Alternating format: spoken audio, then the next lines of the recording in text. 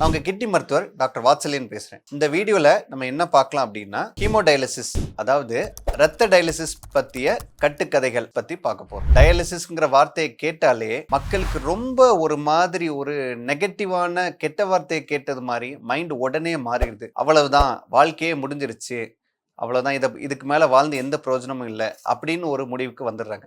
நிறைய கிட்னி டாக்டர்ஸ்க்கு இது ஏன் இப்படி வந்துச்சுன்னே புரியல. ஏன்னா ஹீமோடயாலிசிஸ்ங்கிறது கடந்த நூற்றாண்டின் மிக முக்கியமான கண்டுபிடிப்பு.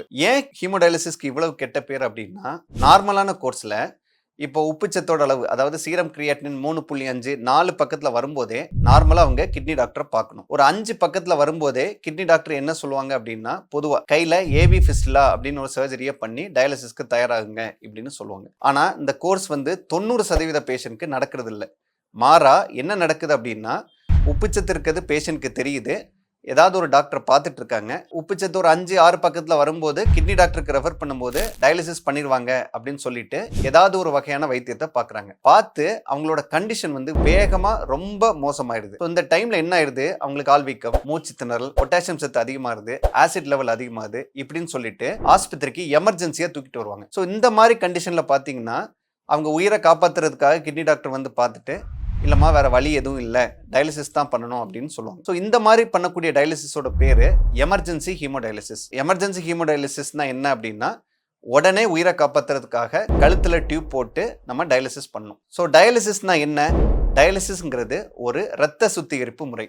அதாவது ஒரு உடம்புல இருந்து பிளட்டை எடுத்து அது அந்த மெஷின் சுத்திகரித்து உடம்புல ரத்தத்தில் இருக்கக்கூடிய கழிவுகளை ஃபுல்லாக அகற்றி சுத்தமான ரத்தத்தை திரும்பி உடம்புக்கு செலுத்து. இந்த மாதிரி பண்ணும்போது ஒன்ஸ் கழுத்துல டியூப் போட்டாச்சு அப்படின்னா நம்ம என்ன பண்ணணும் அப்படின்னா, ஒரு 3 வாரத்துல இருந்து 4 வாரத்துக்குள்ள கண்டிப்பா அந்த டியூபை எடுக்கணும். ஆனா என்ன நடக்க மாட்டேங்குது அப்படின்னா, எல்லாருமே அந்த டியூபை ரொம்ப நாள் வச்சுக்கிட்டு இருக்காங்க. 2 மாசம் 3 மாசம் ஒரு பக்கம் டியூப் போட்டு அடுத்த பக்கம் டியூப் போட்டு தொடையில டியூப். ஸோ இந்த மாதிரி எத்தனையோ பேஷண்ட்டை நான் ஆரம்ப ஸ்டேஜில் பார்த்துருக்கேன். இப்படி போடும்போது என்ன ஆகுது அப்படின்னா, நிறைய பிரச்சனைகள் வருது. ஒன்று, கழுத்தில் இருக்கிற டியூப்ல ரொம்ப நாள் டயாலிசிஸ் பண்ணும்போது காய்ச்சல், குளிர், நடுக்கும் டயாலிசிஸ் டைமில் ரொம்ப அதிகமாக வரும். ரெண்டாவது, கழுத்தில் டியூப் போடும்போது அந்த இரத்த நாணங்கள் சுருங்கிருது. அதுக்கு பேர் ஸ்டினோசிஸ் அப்படின்னு சொல்லுவாங்க. அது நடக்கும்போது என்ன ஆகுதுன்னா, கை வீக்கம், முகம் வீக்கம் இதெல்லாம் அளவுக்கு அதிகமாக இருக்கும். இப்போ ரீசெண்டாக நான் ஒரு பேஷண்ட்டை பார்த்தேன். 11 வருஷம் டயாலிசிஸ் பண்ணிட்டு இருக்க பேஷண்ட். அவருக்கு கையில் இன்னுமே இந்த இரத்த நாணங்களோட வீக்கம் இருக்கு. இது எப்போ நடந்துச்சு அப்படின்னா, 11 வருஷத்துக்கு முன்னாடி கழுத்தில் டியூப் போட்டதோட எஃபெக்ட் இன்னும் இருக்கு. இந்த மாதிரி அவசரமாக கழுத்தில் டியூப் போட்டு டயாலிசிஸ் போட்டுட்டு டைமுக்கு கரெக்டாக எடுக்காமல் விட்டுட்டா இந்த மாதிரி நிறைய காம்ப்ளிகேஷன்ஸ் வரும். இதனால தான் நிறைய பேர் என்ன ஆயிடுறாங்க, மூச்சு திணறல் வருது, காய்ச்சல் வருது, அப்படி இறந்துடுறாங்க. இந்த இறந்தவங்களோட ஒரு கதையை வச்சு ஊர் ஃபுல்லாக என்ன பேச்சு வருது அப்படின்னா, டயாலிசிஸ் போட்டதுனால தான் இறந்துட்டாங்க அப்படின்னு சொல்கிறாங்க. ஆக்சுவலாக என்ன அப்படின்னா, அவங்க ஹாஸ்பிட்டல் அட்மிட் ஆகும்போதே டயாலிசிஸ் போடாமல் விட்டுருந்தா அப்போவே இறந்துருப்பாங்க. ஆனால் டயாலிசிஸ் போட்டதுனால தான் கொஞ்ச நாள் உயிர் வாழ்ந்துட்டு இருப்பாங்க. ஆனால் அதை யாரும் பார்க்க மாட்டாங்க. ஸோ டயாலிசிஸ்னால தான் இறந்துட்டாங்கன்னு சொல்லிட்டு அடுத்து கிட்னி பிரச்சனை யார் வந்தாலும் இது இன்னும் 10 மடங்கு இந்த மாதிரி லேட்டான ட்ரீட்மெண்ட் பண்ணுற மாதிரி ஆயிடுது. ஸோ டயாலிசிஸ் ட்ரீட்மெண்ட்டில் எந்த பிரச்சனையுமே கிடையாது.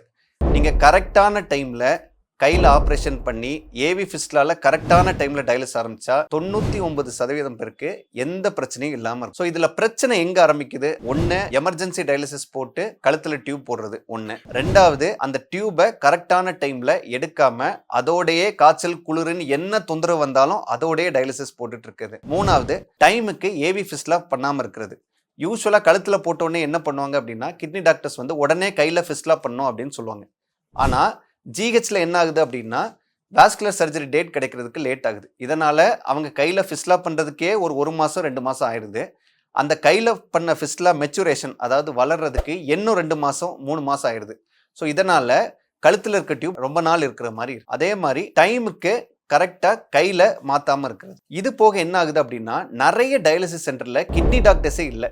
இப்போ டயாலிசிஸ் சென்டர் எல்லா இடத்துலையும் இருக்குது. ஆனால் கிட்னி டாக்டர்ஸ் ஒரு 10 to 20% டயாலிசிஸ் சென்டரில் மட்டும்தான் அவங்க போகிறாங்க. மிச்சம் எல்லா இடத்துலையும் டயாலிசிஸ் அதுவாட்டே நடக்குது. ஸோ டயாலிசிஸ் டைமில் நடக்கக்கூடிய காம்ப்ளிகேஷன்ஸ், டயாலிசிஸ்க்கு நடுவில் நடக்கக்கூடிய காம்ப்ளிகேஷன்ஸ் எல்லாமே என்ன ஆயிடுது அப்படின்னா, பார்க்குறதுக்கு கரெக்டான டாக்டர் யாருமே இல்லை. இதனால் பக்கத்தில் இருக்கக்கூடிய ஜிஹெச்ஓ, பக்கத்தில் இருக்கக்கூடிய ப்ரைவேட் ஹாஸ்பிட்டலோ அவசரமாக போய் திடீர்னு அவங்களுக்கு என்ன பண்ணணும் தெரியாமல் இறந்துடுறாங்க. ஸோ இப்போ மெயினான கட்டுக்கதைகளை பற்றி பார்ப்போம். முதல் மித் என்ன அப்படின்னா, டயாலிசிஸ்னு ஒன்று பண்ணாலே வாழ்க்கை முடிஞ்சுது, நம்மளால் வெளியே போய் எதுவுமே பண்ண முடியாது, நம்ம வீட்டுக்குள்ளேயே தான் இருக்கணும் அப்படின்னு நினைக்கிறாங்க. இது ரொம்ப ரொம்ப தப்பான விஷயம். ஏன்னா நிறைய பேர் டயாலிசிஸ் பண்ணும்போது கூட லேப்டாப்பில் ஒர்க் பண்ணிக்கிட்டு இருப்பாங்க. டயாலிசிஸ் முடிச்ச டைமில் கனமான வேலைகள் இல்லாமல் இப்போ சின்னதாக கடையில் உட்காந்து கணக்கு வேலை பார்க்குறது, சின்ன சின்ன வேலைகள் பண்ணுறது, இந்த மாதிரி வேலைகள் எல்லாமே டயாலிசிஸ் இல்லாத நாட்கள் நிறைய பேர் போயிட்டு இருக்காங்க. அதே மாதிரி ஃபேமிலி ஃபங்க்ஷன்ஸ் அட்டன் பண்ணுறது எல்லாமே பண்ணிக்கிட்டு தான் இருக்காங்க. ரெண்டாவது என்னன்னா, சில பேர் என்ன நினைக்கிறாங்க அப்படின்னா, டயாலிசிஸ் பண்ணாலே ரொம்ப வலியாக இருக்கும், பெயின்ஃபுல்லாக இருக்கும்னு நினைக்கிறாங்க. ஆக்சுவலாக கரெக்டான டயாலிசிஸ் நடக்கிற இடத்துல பார்த்தீங்க அப்படின்னா நிறைய பேர் டிவி பார்த்துட்டு இருப்பாங்க, இன்னும் சில பேர் ஃபோன் பார்த்துட்டு இருப்பாங்க, ஏன் நிறைய பேர் இன்னும் தூங்கிட்டு கூட இருப்பாங்க. ஸோ டயாலிசிஸ் பண்ணுறதுனால பெருசாக எந்த தொந்தரவுகளும் இருக்காது. கையில் குத்தும் போது, அதாவது ஃபிஸ்டுலால கனெக்ட் பண்ணும்போது முதல்ல குத்தும் போது லைட்டாக வலி இருக்கும், ஆனால் அதுக்கப்புறம் சுத்தமாகவே வலி இருக்காது. அப்புறம் டயாலிசிஸ்னாலே நிரந்தரம், டயாலிசிஸ்னாலே வாழ்க்கை ஃபுல்லாக போடணும் அப்படின்னு நிறைய பேர் என்னமே நினச்சிட்டு இருக்காங்க. இது ஏன்னே எனக்கு புரியல. இப்போ கூட ரீசெண்டாக ஒரு பேஷண்ட்டை பார்த்து, அவருக்கு கல்லீரல் பாதிப்பு இருக்கு, கிட்னி பிரச்சனை இருக்கு, ஆனால் அவரோட சீரம் கிரியாட்டின் அளவு 1.4 ரொம்ப ரொம்ப ஆரம்ப ஸ்டேஜில் தான் இருந்திருக்கு. அவர் ராம்நாட்டில் இருக்காரு. அவருக்கு வயத்தால 4 நாள் போயிருக்கு. ஸோ வயத்தால போனோன்னு என்ன இருக்கு, நீர் சத்து கம்மியாக இருக்கு. அவர் கிட்னி டாக்டர் யாரையுமே பார்க்கல, பக்கத்தில் இருக்க டாக்டரை போய் பார்த்துருக்காங்க. அவங்க உப்புச்சத்தளவும் எதையும் பார்க்கல. ஸோ அவங்க பக்கத்து கூடிய வைத்தியங்கள்லாம் பார்த்துட்டு திடீர்னு என்ன இருக்குது, 2-3 நாளில் யூரின் கொஞ்சம் கொஞ்சமாக கம்மியாக இருக்குது. உடனே என்னை பார்த்தாங்க. அப்போ பார்க்கும்போது உப்புச்சத்தோட அளவு 7 இருக்கு. ஸோ இப்போ நான் என்ன சொன்னேன், இதுக்கு பேர் அக்யூட் கிட்னி இன்ஜுரி, இது தற்காலிக கிட்னி பிரச்சனை மாதிரி தெரியுது. ஸோ ஒரு கழுத்தில் டியூப் போட்டு ஒரு 2 அல்லது 3 டயாலிசிஸ் போட்டு பார்ப்போம், கொஞ்சம் கொஞ்சமாக ரெக்கவர் ஆச்சுன்னா வெளியே வந்துடுவார், டயாலிசிஸ் கூட நிப்பாட்டிடலாம் அப்படின்னு சொன்னால் அதை அவங்களால புரிஞ்சிக்க முடியல. கடைசியில் 1 நாள் 2 நாள் கஷ்டப்பட்டு பேசி அவங்கள ஒத்துக்க வச்சு ஒரு 2 டயாலிசிஸ் பண்ணேன். ஆனால் உப்புச்சத்து 7-6 பக்கத்துலேயே ஒரு 4-5 நாள் இருந்துச்சு. அப்புறம் படிப்படியாக குறைய ஆரம்பிச்சது. அப்போ கழுத்தில் இருக்க டியூபை எடுத்துட்டு அவரை வீட்டுக்கு அமிச்சேன். 2 வாரம் கழிச்சு டெஸ்ட் பார்க்க சொன்னேன். 2 வாரம் கழிச்சு பார்த்த உப்புச்சத்தோட அளவு 3 இருக்கு. அடுத்த 2 வாரம், இன்னும் 2 வாரம் கழிச்சு பார்க்கும்போது உப்புச்சத்து அளவு 1.8 வந்துருச்சு. ஸோ இதோட பேரு AKI, அதாவது நிறைய தற்காலிக கிட்னி பிரச்சனைக்கு கூட டயாலிசிஸ் தேவைப்படும். ஸோ எல்லா டயாலிசிஸும் நிரந்தர டயாலிசிஸ் கிடையாது. அப்புறம் நிறைய பேருக்கு என்ன எண்ணங்கள் இருக்கு அப்படின்னா, டயாலிசிஸ் போட்டாலே ரொம்ப பலவீனம் ஆயிடுவாங்க, டயாலிசிஸ் போட்டால் ரொம்ப ஒல்லியாயிருவாங்க, நாள்பட இருக்கக்கூடிய எல்லா வேலைகள் எதுவுமே செய்ய முடியாது அப்படின்னு நினச்சிடுறாங்க. இது ரொம்ப ரொம்ப தப்பு. கரெக்டான டயாலிசிஸ் சென்டரில் கிட்னி டாக்டரோட பார்வையில் டயாலிசிஸ் பண்ணுறவங்க பார்த்தீங்கன்னா 90% பேர் ரொம்ப நல்லா இருப்பாங்க. ஆக்சுவலாக அவங்கள பார்த்தா டயாலிசிஸ்ன்னு ஒரு பேஷண்ட் மாதிரியே தெரியாது. நிறைய பேர் அவ்வளவு நல்லா இருப்பாங்க. அதே மாதிரி என்ன நினைச்சிடுறாங்க அப்படின்னா, டயாலிசிஸ்ங்கிறது டெத் சென்டென்ஸ், அவ்வளவுதான். டயாலிசிஸ் பண்ண ஆரம்பிச்சா இன்னொரு 4 நாள் 5 நாள் 1 மாதம் 2 மாதத்துல இறந்துருவாங்க அப்படின்னு இன்னுமே நிறைய பேர் நினச்சிட்டு இருக்காங்க. ஆக்சுவலாக டயாலிசிஸ் பண்ணி நல்லா இருக்கவங்க நான் 11 வருஷம் இருக்கவங்கலாம் பார்த்துருக்கேன். யூஸ்வலாக டயாலிசிஸ் ஆரம்பித்து 5 வருஷத்துலேருந்து 8 வருஷம் வரை கிட்னி டாக்டர் பார்வையில் இருந்தீங்கன்னா பொதுவாக 95% பேருக்கு எந்த பிரச்சனையுமே வரதில்லை, மேக்ஸிமம் நல்லா தான் இருப்பாங்க.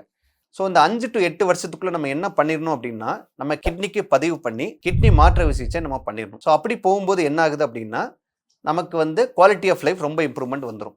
ஸோ 8 வருஷத்துக்கு மேலே ஹீமோடயாலிசிஸ் கன்டினியூ பண்ணுறது அட்வைசபிள் கிடையாது. ஏன்னா அதுக்கு மேலே கண்டிப்பாக கொஞ்சம் கொஞ்சமாக தொந்தரவுகள் வர ஆரம்பிச்சிருது.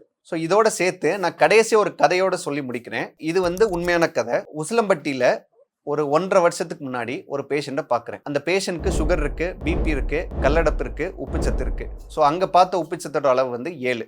ஆனால் அங்கே பார்த்தீங்கன்னா டயாலிசிஸ் பண்ணுற மெஷின் எதுவுமே இல்லை. அவங்க ரொம்ப படுத்த படுக்கையாக இருக்காங்க, சுயநினைவு ரொம்ப மோசமாக இருக்குது, அதாவது இறக்கும் தருவாயில் இருக்காங்க. ஸோ நான் அந்த பேஷண்ட்டை சொன்னேன், நம்ம ஏதாவது ஒன்று பண்ணி பார்க்கணும் அப்படின்னா மதுரைக்கு மாற்றி நம்ம டயாலிசிஸ் பண்ணி பார்க்கலாம் அப்படின்னு அவங்க பொண்ணுகிட்ட சொன்னேன். ஸோ அவங்க பொண்ணு முதல்ல 1 நாள் 2 நாள் ரொம்ப பெருசாக எதுவும் சொல்லலை. அதுக்கப்புறம் ஃபோன் பண்ணி, சரி சார் நான் நீங்கள் மதுரைக்கு வரேன் அப்படின்னு சொல்லிட்டு சொன்னாங்க. நான் இப்போ என்ன சொன்னேன்னா, கண்டிப்பாக சரியாவாங்களான்னு தெரியாது, கூட்டிகிட்டு வாங்க எப்படிங்கிறத பார்ப்போம் அப்படின்னு சொன்னேன்.